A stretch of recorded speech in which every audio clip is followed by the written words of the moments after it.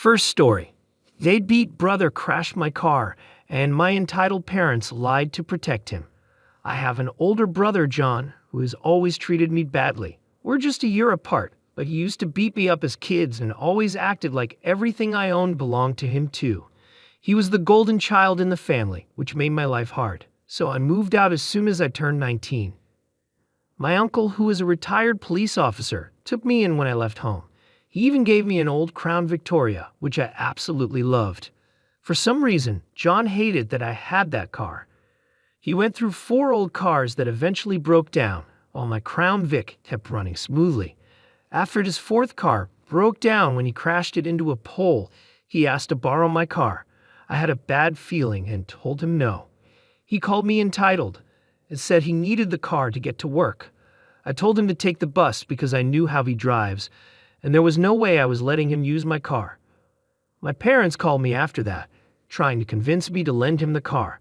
I refused, no matter what they said, because I needed it for my own transportation.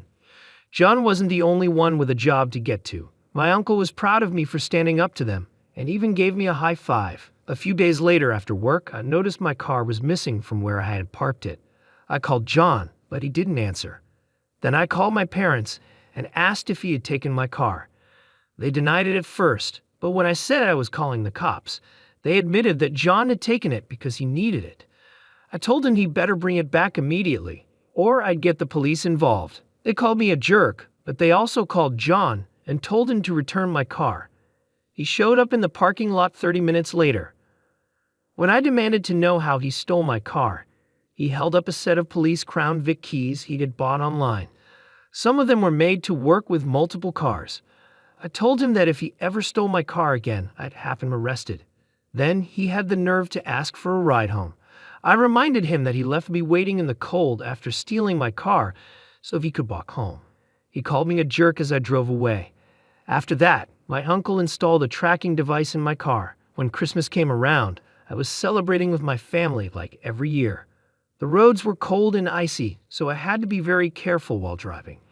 By now, you might have guessed from the title, yes, John borrowed my car again during the Christmas party. He decided to pick up a friend and thought I wouldn't notice. But I did when I looked out the front window and saw my car was gone.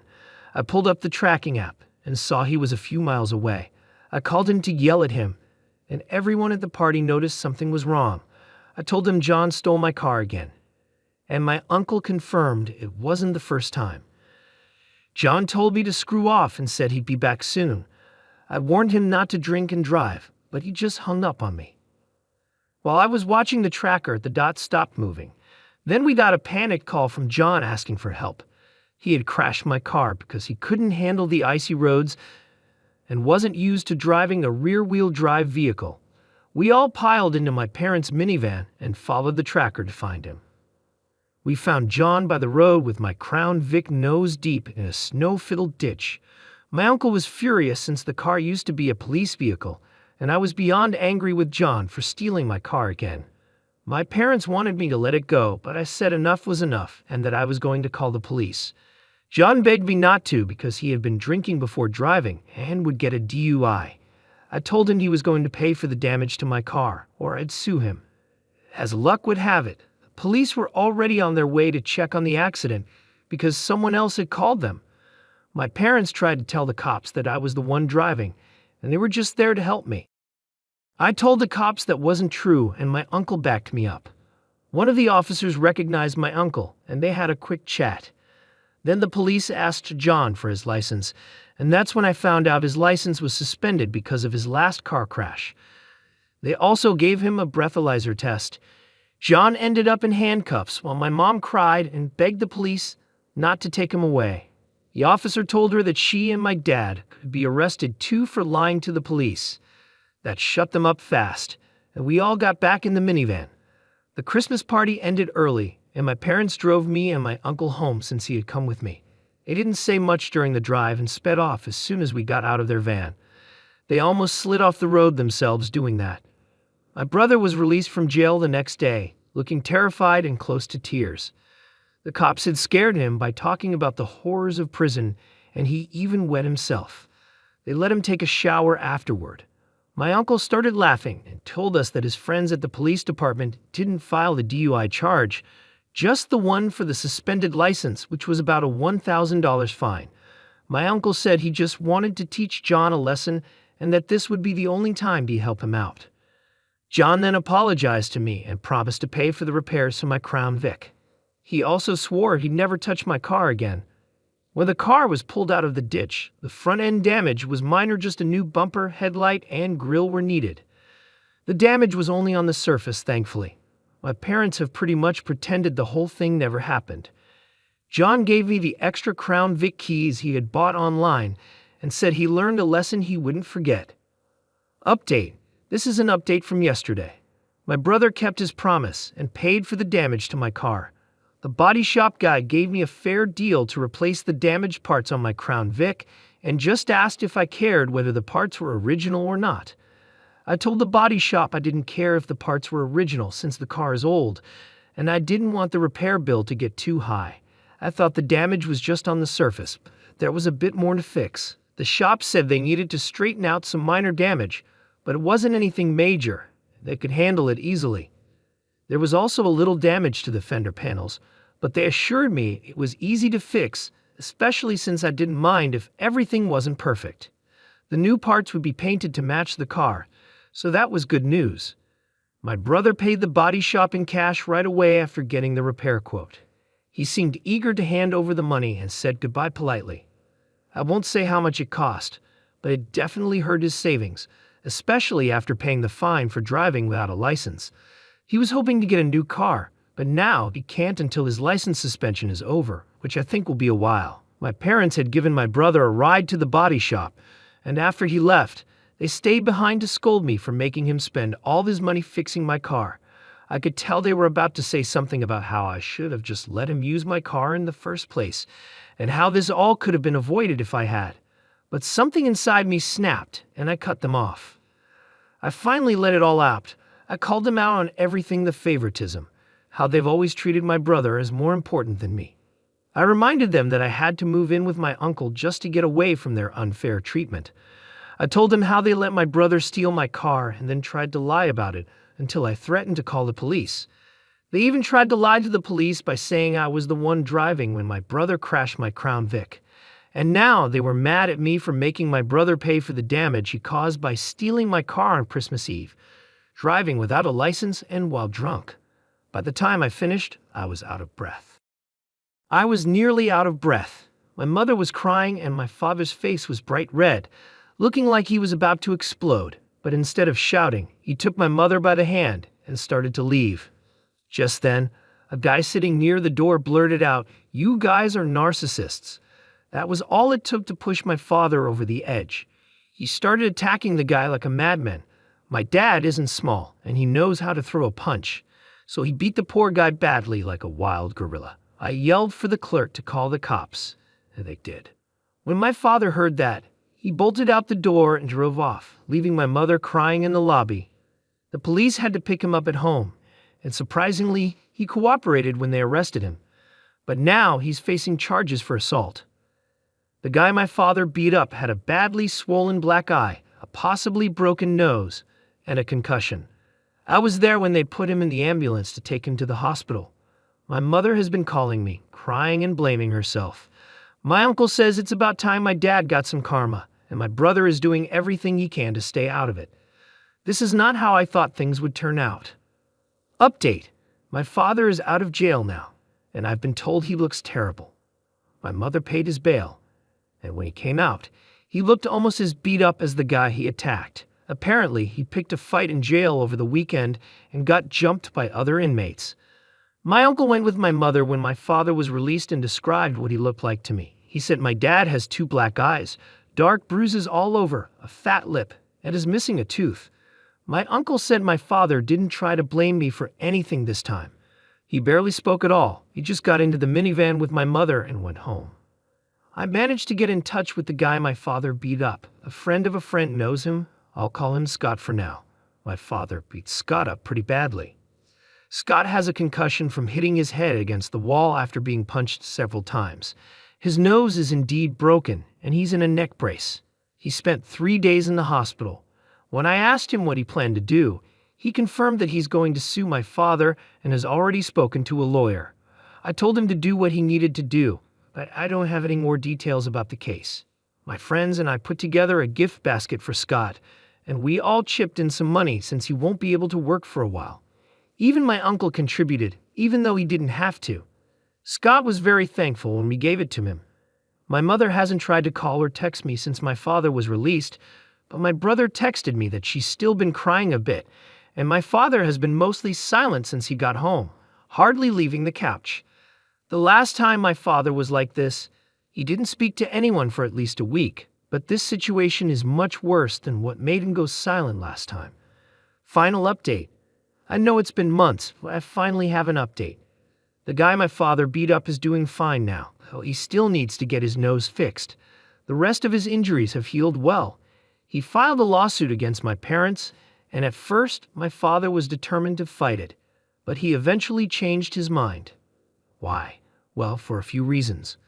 First, someone broke several windows on my parents' minivan in the middle of the night. My uncle said the police think it was done with a BB gun, but they couldn't find out who did it. My father replaced the windows himself, as he's done that before, and there hasn't been any more vandalism since. I think whoever did it might be connected to the guy my father beat up. Second, a lawyer told my father that he had no chance of winning in court. There was CCTV footage, as several witnesses, including me, and no judge would side with him. The last thing that made him change his mind was when my mother threatened to divorce him. That seemed to be enough for him to finally give in. They settled the lawsuit in mediation before it went to court, but I don't know how much my father paid because my mother won't tell me. I'm guessing it was a lot. As part of the agreement, my father also has to go to anger management classes. I've only seen my father a few times in the past few months, and it's clear he's still mad at me. He avoids looking at me and always seems angry. But after everything that happened, he can't justify his anger anymore, not even to himself. He just sits quietly and fumes. He's also cut back on drinking a lot, probably because it's one less expense for him and my mother to worry about. As for my brother, you'll be glad to know he's been trying hard to make things right with me. He moved out of our parents' house and is living with a friend now. He got his license back, but doesn't have a car yet because he can't afford one. Instead, he rides a bike to work. His relationship with our parents is more strained now, though. After a while, our father started blaming him for everything that happened over the holidays, and our mother had to calm him down. My father is a lot calmer now since he started going to anger management, but it's clear he still doesn't like me. It's not like my parents are suggesting family therapy or couples therapy. I think my father doesn't want more people telling him he's wrong, and my brother and uncle agree with that. My father is still working, though his clients dropped off for a while. He's back on his feet now. My mother says he wants to get dentures for his missing teeth. It turns out he lost more than one tooth after getting out of jail. Initially, it was just one, but several of his upper teeth were already in bad shape, and he had to have more pulled. Now he's missing 5 teeth on the upper left side of his mouth. A lot of people criticized my uncle for keeping my brother's DUI from being filed, and I had mixed feelings about it too. My uncle read many of the comments and finally said, after a few months, that he'd never do something like that again, no matter who it is. I agree with him, and my brother understands too. So no one will ever expect my uncle to just fix things if they get arrested again. So that's my final update. See you all later. P.S. Yes, my car is doing fine. It has a tracker and a kill switch now, and there have been no mechanical issues since it was repaired. I think this story might be fake because everything seems too convenient, but I'll keep updating as the original poster shares more. Second story. My deadbeat husband left our toddler and baby on a busy road, and they almost died, so I packed my bags and left. Now he's begging for forgiveness. What should I do? Hey Reddit, I need to share what happened because I'm still shaking. I'm 27 and have been with my husband, who's 32, since 2024. We have a 5-year-old daughter and a newborn son, but tonight, something terrible almost happened. My husband has always had trouble focusing, but I never thought it would go this far. Our neighborhood is laid out strangely, with cars speeding by all the time. I was folding clothes when I suddenly heard our daughter scream, "Dad, help." That scream made me drop everything and run outside. What I saw made my heart stop. Our newborn stroller was rolling toward the busy street. I screamed and ran as fast as I could, barely stopping the stroller in time. My daughter had fallen and scratched her hands and knees while trying to chase after the stroller. I grabbed my baby, my heart racing, and looked around for my husband. He wasn't watching the kids, he was chatting with the neighbors, completely unaware. The anger I felt was like nothing I've ever experienced. I stormed up to him, shouting in disbelief. He looked shocked at first, and then realized what had almost happened. He started apologizing and crying, but it was too late. I couldn't understand how he could be so careless, so blind to our daughter's screams and the stroller rolling away. I packed up the kids and left. I'm staying with my parents now, and they're on my side. But my husband keeps texting and begging for forgiveness, saying it was just an honest mistake. But I can't get over the fear of almost losing my baby because he couldn't focus for even a second. My daughter got hurt because he wasn't paying attention. I almost lost my son because he wasn't paying attention. I can't stop crying. I wish this had never happened. I'm sorry this is short, but I just want to hold my babies. And I can't stop shaking every time I think about it. What if I had been just 1 second late? Would I have been planning a funeral? I left the house because I hated it. I didn't feel like it was safe for the kids with all the traffic, and I was right. It's my husband's workhouse. And I can't be running around there. I had a C-section less than 5 weeks ago. A lot of people are asking why I wasn't watching the kids myself. I was doing their laundry like any parent does while my husband took the kids for a walk to spend time with them. He caused this situation all by himself. This has never happened before, so how was I supposed to know? People are asking why I didn't get him checked out. I'm not his mother. He's 32 years old. I'm tired of people acting like I have to parent my husband while I'm also taking care of a newborn and a toddler and still healing from a C-section. I even tore my stitches when I ran to save my baby. I don't care if it was his ADHD. The court wouldn't care either. If he had killed my child, he would have gone to prison, no matter what. Relevant comments and additional information from the OP. A specific comment mentioned, okay, he was 99% wrong, and I'd be furious just like you. But I'm a little confused about the situation. Why was your baby left unattended in a stroller? How did the stroller end up in the road if you were at home? Is it normal for your baby to be out front in the stroller while your toddler plays outside? Maybe it was a freak accident. As a mom, I have to be honest, most of us have had near-death experiences with our kids. We could be naive and expect our little ones to have more awareness and survival skills than they do. When my son was 2, we had a terrible experience with an escalator, and I still have trouble sleeping because of it. Every parent has these moments, unless they're insanely lucky. I don't fully understand what happened, but it seems like he's really sorry and feels awful. Once you go through something like this, you never forget it. If he truly loves your kids, he's devastated and has learned a hard lesson.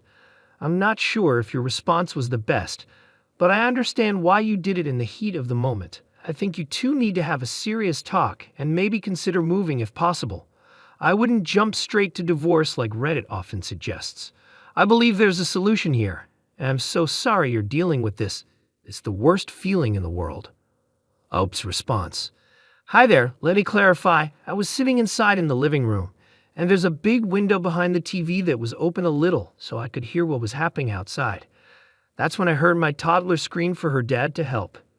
When I got outside, he was standing on the neighbor's driveway. I think he must have left the baby on the road because there's no way the stroller would have rolled off by itself. My toddler was playing with the neighbor's cat before she noticed her brother rolling away. When I confronted my husband about it, he just kept stuttering and couldn't explain what happened. I still don't know if he forgot to put the brakes on the stroller, if the wind pushed it, or something else. My neighbor contacted me and asked if I wanted the security footage because his wife is completely on my side. So I'll probably find out what happened once I get the video. Comment. I understand this is a horrible situation, but saying you don't care if it was his ADHD won't help and might make things worse. It's important to remember that with ADHD, sometimes people don't register things like this at all. People with ADHD often have shorter life expectancies because they may accidentally harm themselves. This isn't the same as being careless. Learning more about ADHD could help you both stay safer. Understanding how my ADHD works and using specific precautions has probably saved my life. You should tell your husband what you need from him, whether that's getting better control of his ADHD through medication or other methods, or setting clear rules like not taking the kids out front without you. It's strange that neither your husband nor the neighbor noticed the stroller viewed did from inside. Were the neighbors just watching the stroller roll toward the street? Was your husband somewhere where he couldn't see it? Were you already heading outside when this happened? I'm trying to understand why neither your husband nor the neighbor noticed, but you did from inside. People with ADHD usually react quickly in emergencies, so this seems odd. I'm not accusing you of leaving anything out, but think about what your husband and the neighbor were doing that they missed it. Something feels off. This is a terrible situation. I once lost a pet due to inattention from ADHD, but I can't imagine nearly losing a child. Op's response. That's why I'm waiting for the footage. It doesn't make sense how this all happened. I'm not sure how to describe my house. There's a big window in the living room that was open a bit so I could hear outside. The neighbor's house is 3 houses away, and we live at the end of the street near a main road. When you walk into my house, the living room is on the left, and the kitchen is on the right. When I got up, I couldn't run fast because I'm still healing. Sorry if this is confusing. When I ran outside, the neighbor's wife was running toward the stroller, but was still far away, and the neighbor was helping my little girl off the road. That's all I saw. I'm just waiting to hear back from them. My husband was just standing there with his hands on his head, doing nothing. Comment. I was shocked when I read what happened. Are you okay? Did you hurt yourself more? You just had a baby. What was your husband doing? Being outside with small children, especially near a busy street, should be like watching them swim. Anything can happen in an instant. I hope you're okay. Do you have cameras in your house? I wonder how long your husband was talking to the neighbor. Op's response. I tore my C-section stitches and had to go to the ER. While I was there, I made sure my little girl got her knees and hands bandaged up. The crazy thing is, I didn't even realize I was bleeding until I was in my parents' car. My mom noticed and panicked, taking the baby back to their house while my dad took me and my daughter to the hospital. Update 15 hours later. The neighbor's wife sent me the footage, and I just can't believe what I saw. My husband was walking with the stroller, and our toddler was in front of them. When they passed the neighbor's house, the neighbor was outside washing his car, and our toddler saw his cat and stopped to pet it. My husband stopped too, but he left the baby on the road. He didn't even bother locking the stroller wheels and walked all the way up the driveway without looking back. He had his back to the stroller for about 10 minutes before it suddenly started moving. I think it was because the road is on a hill, or maybe it was the wind. My toddler never went near the stroller. The stroller rolled down the road, and that's when my toddler started screaming and running after it. When she saw the stroller, the neighbor started running after my daughter, but she tripped, and he tried to help her up. That's when the neighbor's wife drove into the frame, stopped her car, and ran back toward the stroller. After that, everything went out of frame, but you can hear all the noise. My husband just stood there the whole time with his hand on his head, staring blankly. He didn't even move when our toddler was crying after she hurt herself. He only started crying when I confronted him. I don't know what to do. I'm panicking because this isn't the life I wanted for my kids. I can't understand why he just stood there. I haven't gotten a text or call from him since I saw the video, just silence.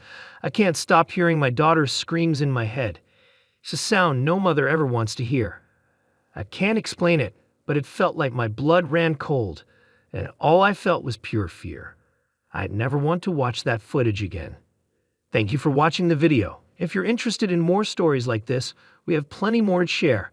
Just subscribe to our channel, hit the like button, and share it with your friends.